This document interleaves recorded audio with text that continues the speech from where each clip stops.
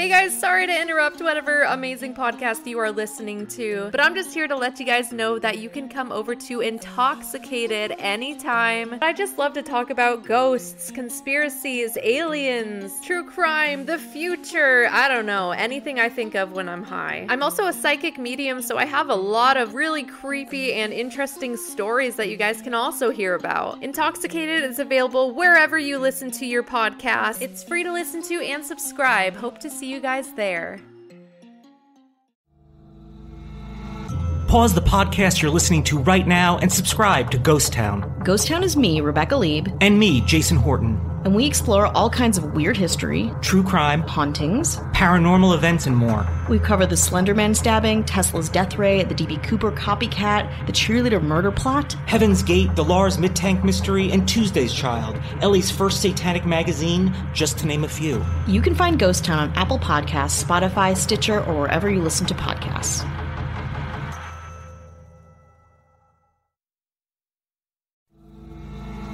Are you into the secret histories of exorcisms, Christmas massacres, killdozers, and concert disasters? How about Haunted Mansions, the Philadelphia Experiment, the Dorm of Death, or Candy Corn? Then you're gonna love Ghost Town, a hilarious and sometimes not so hilarious twice-weekly podcast. On Wednesdays, we discuss the secret history of an abandoned, unexplored, haunted, or mysterious place from anywhere in the world. And on Fridays, we cover an amazing historical failure from any time in history. Ghost Town is 100% safe and legal. We guarantee it. It's also fun, spooky, and can contain a riot, a massacre, a murder, or an arch deluxe. I'm Rebecca Lieb. I'm Jason Horton. And this is Ghost Town. And you can find Ghost Town wherever you listen to podcasts. In 1518, a town nearly danced itself to death. I'm Jason Horton, and this is Strange Year. The Dancing Plague, July 1518. You're probably familiar with the Black and Bubonic Plague, but for 2 months in 1518, hundreds of citizens in Strasbourg, now northeastern France bordering Germany, danced uncontrollably and apparently unwilling for days on end, which was best known as the Dancing Plague. In July 1518, a woman whose name was given as Frau Truffa stepped into the street and began dancing. She seemed unable to stop and continued dancing until she collapsed from exhaustion. After resting, she resumed. She continued this way for days, and within a week, more than 30 other people were also affected. They kept dancing long past the point of injury.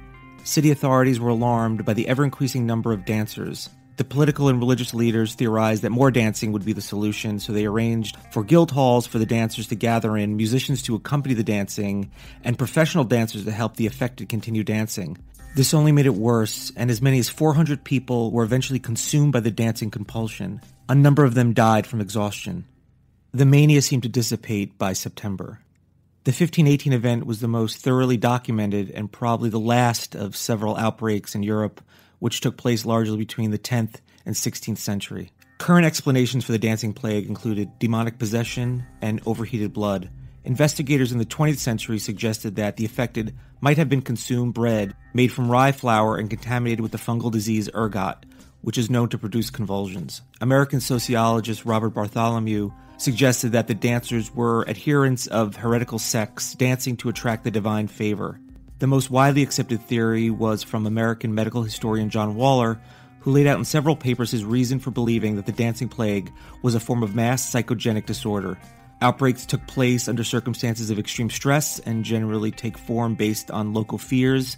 In the case of the dancing plague of 1518, Walter cited a series of famines and the presence of such diseases as smallpox and syphilis as the overwhelming stressors affecting residents of Strasbourg. He further suggested that there was a local belief that those who failed to worship Saint Vitus, who was a patron saint of epileptics and dancers, would be cursed by being forced to dance.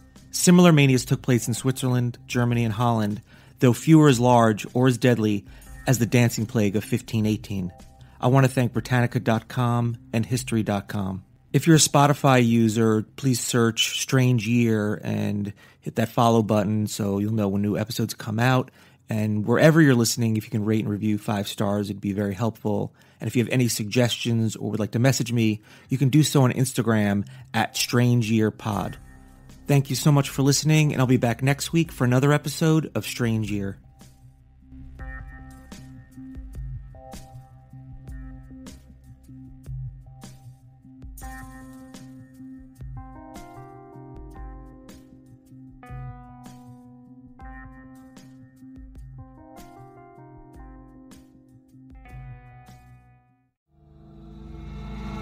Pause the podcast you're listening to right now and subscribe to Ghost Town. Ghost Town is me, Rebecca Lieb. And me, Jason Horton. And we explore all kinds of weird history, true crime, hauntings, paranormal events, and more. We cover the Slender Man stabbing, Tesla's death ray, the D.B. Cooper copycat, the cheerleader murder plot, Heaven's Gate, the Lars Midtank mystery, and Tuesday's Child, Ellie's first satanic magazine, just to name a few. You can find Ghost Town on Apple Podcasts, Spotify, Stitcher, or wherever you listen to podcasts.